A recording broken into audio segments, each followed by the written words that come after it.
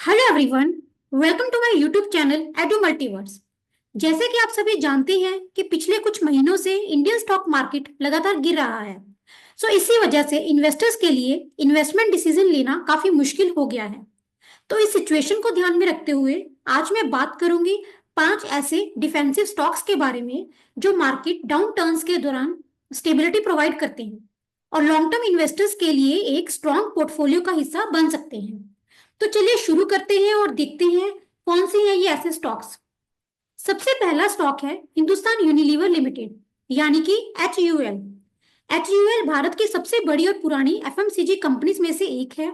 1933 में शुरू हुई HUL ने home care, beauty and personal care और फूड्स एंड रिफ्रेशमेंट्स में मजबूत पकड़ बनाई है।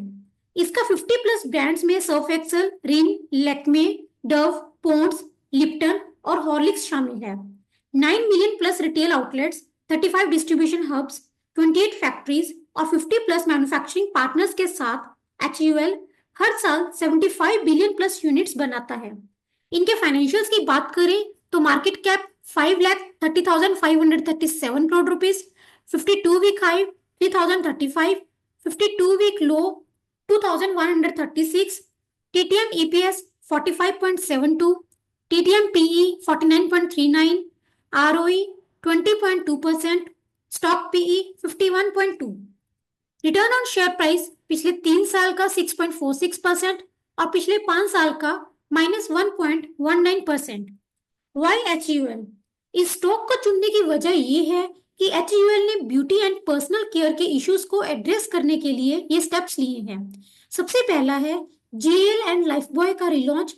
इसके अलावा है ब्यूटी में प्रीमियम प्रोडक्ट्स पर फोकस और तीसरा है न्यूट्रिशन ड्रिंक्स के प्राइस स्ट्रक्चर को रिवैम्प कर रहा है। ये स्टेप्स डिमांड इंप्रूव होते ही वॉल्यूम रिकवरी में मदद करेंगे।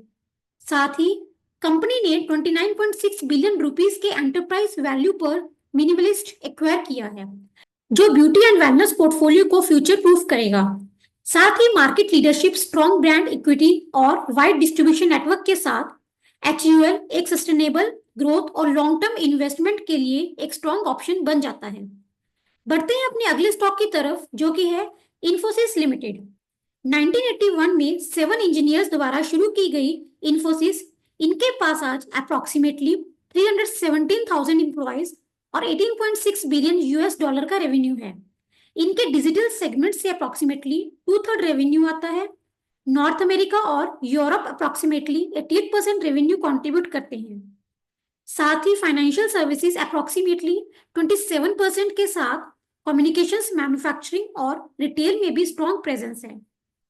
इनके फाइनेंशियल्स की बात करें तो market cap 7,11,508 crore rupees, 52 week high 2006.45, 52 week low 1358.35, sector PE 32.46, TTM PE 66.58, ROE 31.8%, stock PE 25.7।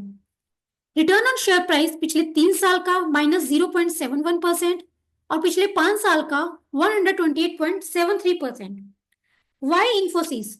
इस स्टॉक को हमने इसलिए चुना है क्योंकि डिजिटलाइजेशन और टेक्नोलॉजी अडॉप्शन हर इंडस्ट्री में बढ़ रही है, जो इंफोसिस के बिजनेस मॉडल को लॉन्ग टर्म सस्टेनेबिलिटी प्रोवाइड करता है। और साथ ही इंफोसिस का प्रॉफिट मार्जिन स्टेबल है और कंपनी के पास एक सॉलिड ऑर्डर बुक है जो फ्यूचर रेवेन्यू को सिक्योर करता है। इंफोसिस एक शेयर होल्डर फ्रेंडली कंपनी है जो रेगुलर डिविडेंड और शेयर बायबैक्स के थ्रू इन्वेस्टर्स को रिवॉर्ड करती रहती है। अगला स्टॉक है ITC लिमिटेड। ITC एक डाइवर्सिफाइड इंडियन कॉन्ग्लोमरेट है जो कि FMCG, hotels, paper boards, packaging, agri business और सिगरेट्स में ऑपरेट करता है।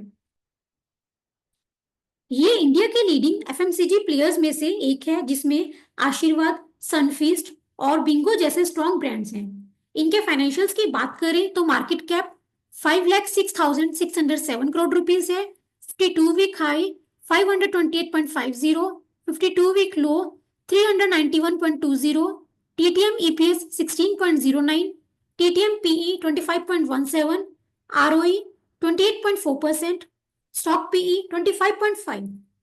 रिटर्न ऑन शेयर प्राइस पिछले 3 साल का 74.55% और पिछले 5 साल का 110.43%।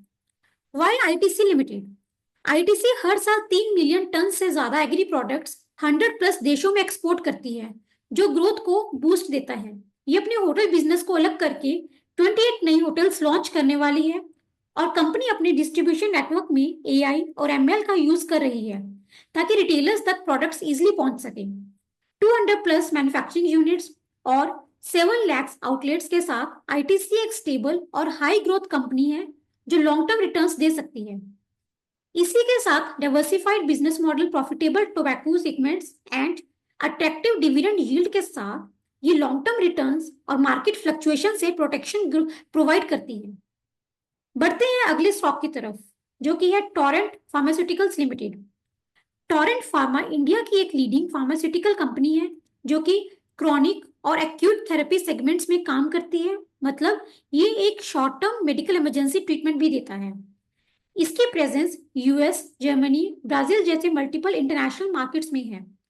बात करते हैं इनके फाइनेंशियल्स की। Market cap 98,995.29 crore rupees, 52 week high 3,590.70, 52 week low 2,487.80, TTM EPS 55.02, TTM PE 53.26, ROE 24.15%।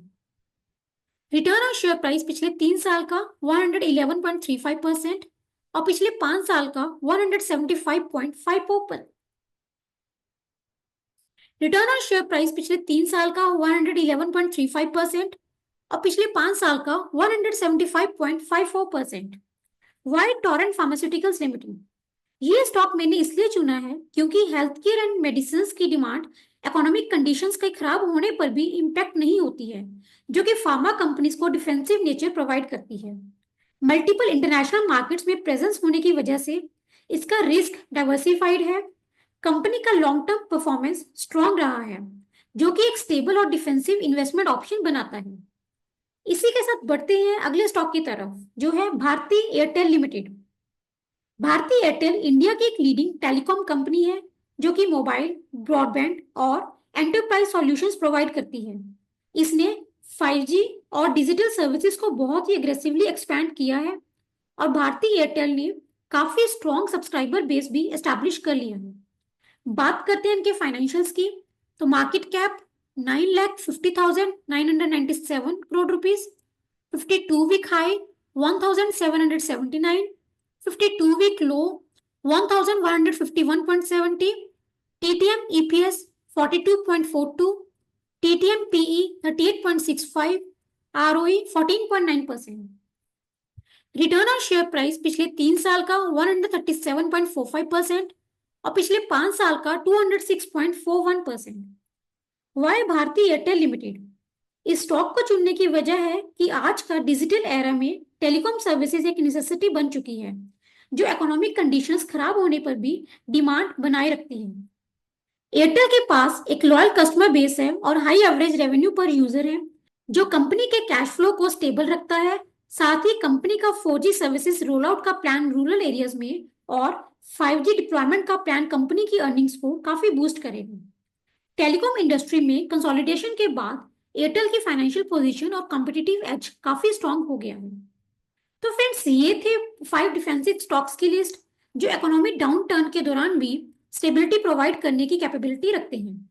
तो चलिए एक बार इनका रिकैप कर लेते हैं। सबसे पहले है Hindustan Unilever limited, next Infosys limited, उसके बाद ITC limited, then Torrent Pharmaceuticals limited, next Bharti Airtel limited. लेकिन ध्यान में रखें कि मैंने ये सारे स्टॉक्स की लिस्ट एक एजुकेशन के पर्पस पे बताई है आपको। किसी भी तरह की इन्वेस्टमेंट डिसीजन लेने से पहले अपनी रिस्क एपेटाइट और अपनी इन्वेस्टमेंट ऑब्जेक्टिव को जरूर ध्यान में रखें। होप आपको ये वीडियो समझ आई होगी। कुछ क्वेश्चंस होंगे तो कमेंट सेक्शन में जरूर मेंशन कीजिएगा।